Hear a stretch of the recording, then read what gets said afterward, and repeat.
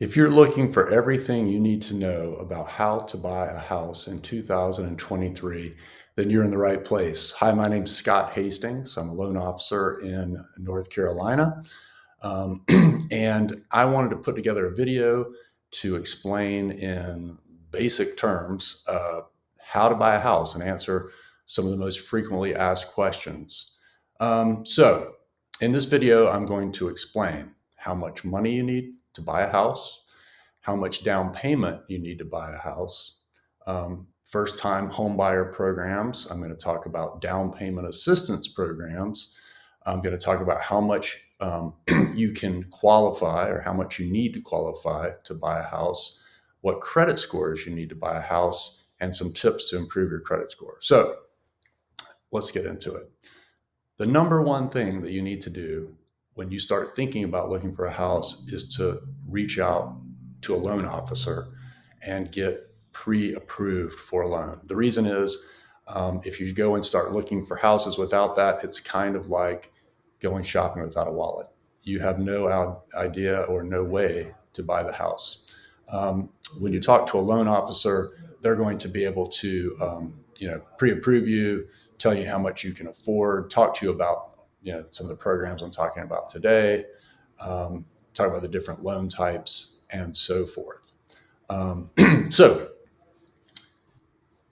of course, you need to talk about or think about your budget. If you've never owned a home before, when you go talk to a loan officer and you have your credit pulled and your income reviewed and all that stuff, all the loan officer sees, as far as I know, all I see is what is on your credit report.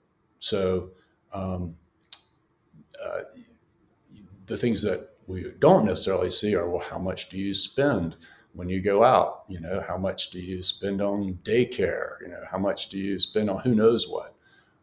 So if a loan officer tells you you can qualify to buy a certain amount of house, that doesn't necessarily mean you can afford the house. So you need to determine, well, what is your budget? What's your realistic budget? Um, a good way to think about that is, what is your current rent payment? Are you comfortable making that rent payment? Would you be comfortable with if your rent was much higher than that? Well, those are things to think about. One thing that I would consider a pro tip, uh, there's quite a few times I'll talk to a borrower and they will mention that they have cash to put down on a house. Well, a lot of times they mean literal cash, like cash in a safe at home or cash somewhere that's not in the bank. If you're thinking about buying a house, you need to go put the money in the bank. Now, it needs to be in the bank for at least 30 to 90 days before you go and try and get a home loan. The reason is cash cannot be counted. So if you have $10,000 in cash at home, it really doesn't matter because all money has to be sourced uh, by the bank, by a loan officer. So make sure that your money is literally in the bank. I know I had a client one time, and basically, so she wouldn't spend the money, which makes sense. She would literally cash her paycheck and keep the cash at home. Well, it really didn't matter. You have to keep it in the bank. So that's key. Um, Credit is super important. Credit, I don't think people understand how important credit really is. Credit makes all the difference in the world about being qualified or not qualified for a mortgage. So, I mean, you could have $100,000 in the bank and have a really horrible credit score, and you wouldn't be able to buy a house. The opposite is true. You could have no money in the bank, and under certain circumstances, with a great credit score, you could still buy a house. So, credit is super important. Um, it's makes a huge difference, not as far even as just as far as qualifying, but also the interest rate on the loan. And even more than that is really the mortgage insurance on the loan. And your credit will also determine the type of loan you're going to have. So, as an example, let's say that you were going to buy a $415,000 house. Um, you wanted to put 3% down on a conventional mortgage. As a first time home buyer, you can put 3% down. So that would be $12,500. If you have a 750 credit score, your total monthly payment, including principal, taxes, insurance, and mortgage insurance, might be about $3,100 a month. If you have a 650 credit score, so 100 points lower, you probably would not be able to do a conventional loan with that little bit of money down. You'd actually have to put 3.5% down, and your mortgage payment would be about $3,350 a month, so maybe $250 more a month.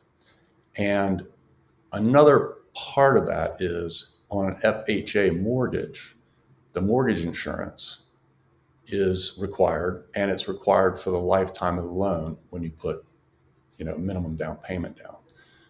So to recap that, much better to have a high credit score. And then that will make you eligible for a conventional loan with a lower payment, mortgage insurance that will eventually go away, et cetera. And I could talk a lot more about that.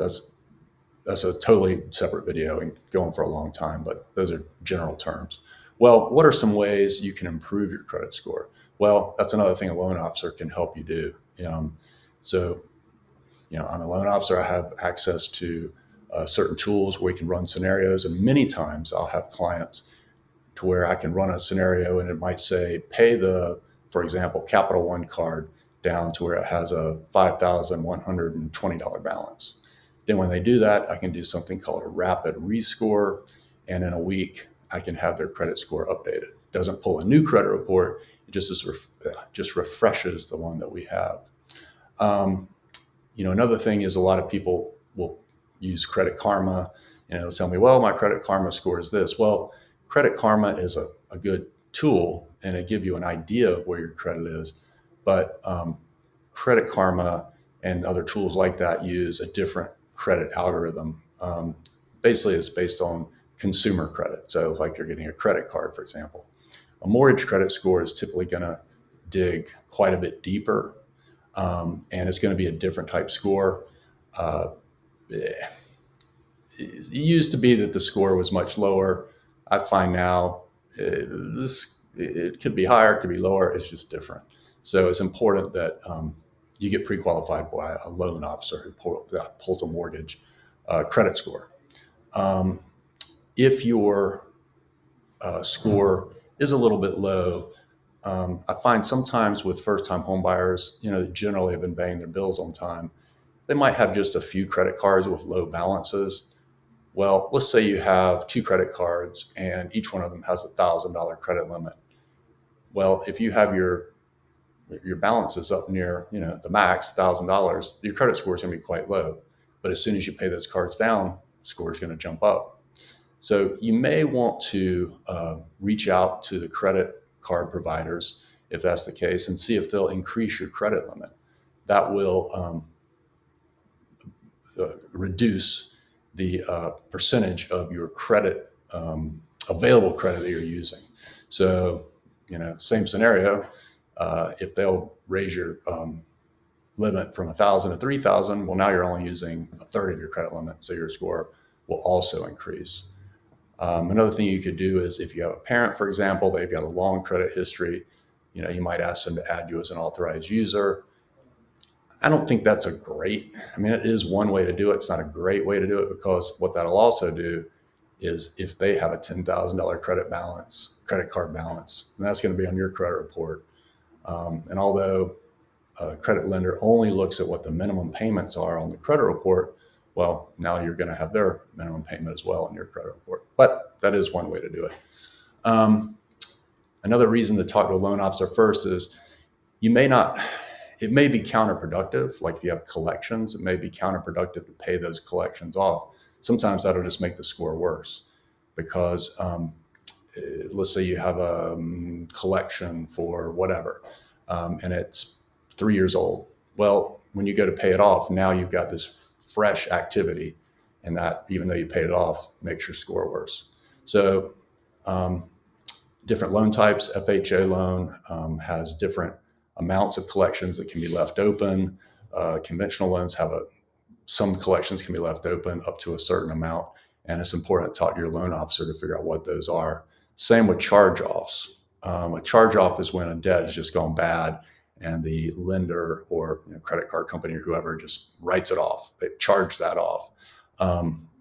You know, on an FHA loan, for example, those don't count. They just doesn't matter. And typically it's going to be that way on a conventional loan. But again, that's why it's good or important to get pre-approved for a mortgage first.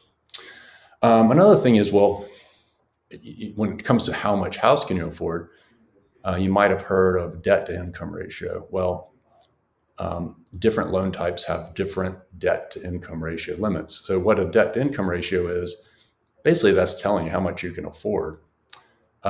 In simple terms, you would take your monthly income before they take taxes out. So, when you get your paycheck stub, it'll say, gross, you made whatever, $25 an hour times 40 hours a week is X. Well, then they subtract your, taxes and all that stuff. Well, a lender looks at the before tax income. So you would take your before tax income for the month, and then you would divide that by you would take your minimum payments on your credit report, so your total debt, and divide it by your income. And that would be your debt to income ratio. So I know a lot of times people call me and they'll say, well, I'll say, well, how's your credit? And they'll say, well, I have a car loan. It's only got $10,000 left on it. It really doesn't matter how much is left on it. It matters what the payment is. So that's important to know.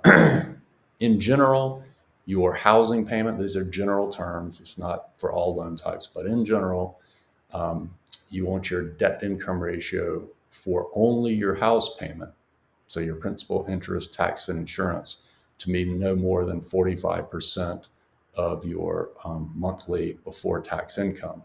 And then you would want your total monthly mortgage payment plus all the minimum payments on your car loans, credit cards, and what have you, to not be more than, in general terms, 50% of your before tax income. This is again with, decent credit. But those are good rules of thumb. So you might want to, look at the minimum payments on all your credit cards and stuff, and look at what your current rent is, and do some calculations, and see if you have some room. And again, loan officer can help you do that real quickly. Some ways to improve both your debt to income ratio and your credit score really is just to lower your expenses. I know for myself, it's really easy to swipe a card and you don't even really realize that this is like real money that you got to pay back. You'll find that if you do, say, use cash instead of cards to buy things, it's going to be very real, and you'll tend to spend less money. So that'll help you both save money and probably keep a lower balance on your credit card, which will improve your credit score.